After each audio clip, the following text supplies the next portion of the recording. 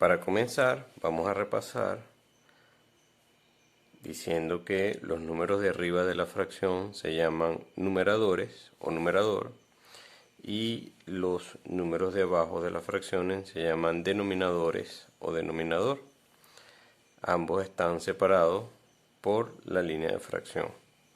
Entonces, a continuación vamos a explicar cuáles son sus tipos o cómo se clasifican. Para saber qué tipo de fracción tengo que fijarme en los denominadores, si el denominador es mayor o menor que el numerador. En el caso del 5/8, observamos que el denominador es mayor que el numerador, por lo tanto es una fracción propia o menor que la unidad.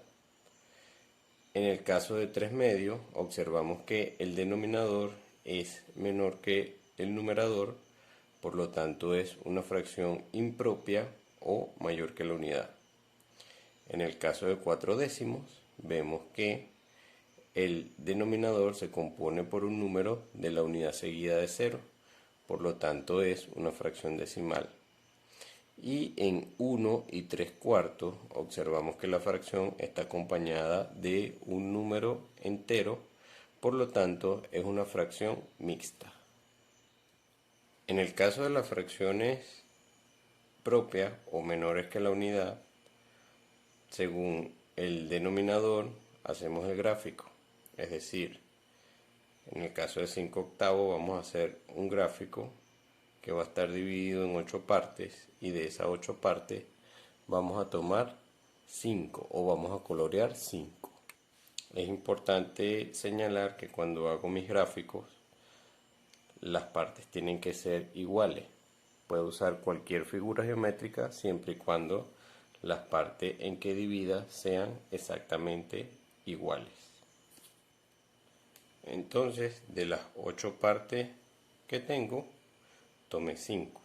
Repetimos, según lo que me indique el denominador, divido la figura en esa cantidad de partes, que en este caso es 8, y el numerador me indica cuántas partes se van a colorear o se van a tomar, que en este caso son 5.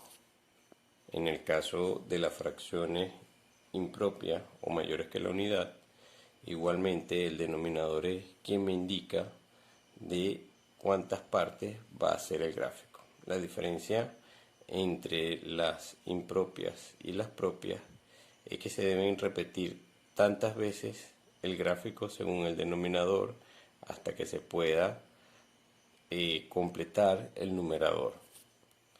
Es decir, en este caso de gráficos de 2 en 2 tengo que llegar hasta 3.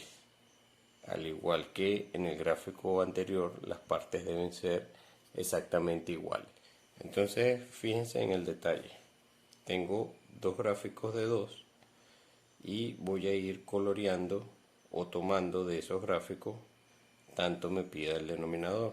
Entonces, tomo una parte, 2 partes, 3 partes. Completo las demás.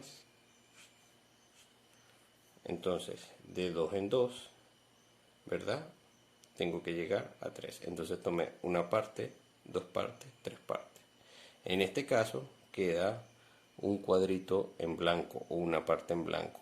Existirán casos donde todos los cuadritos sean coloreados o sean tomados.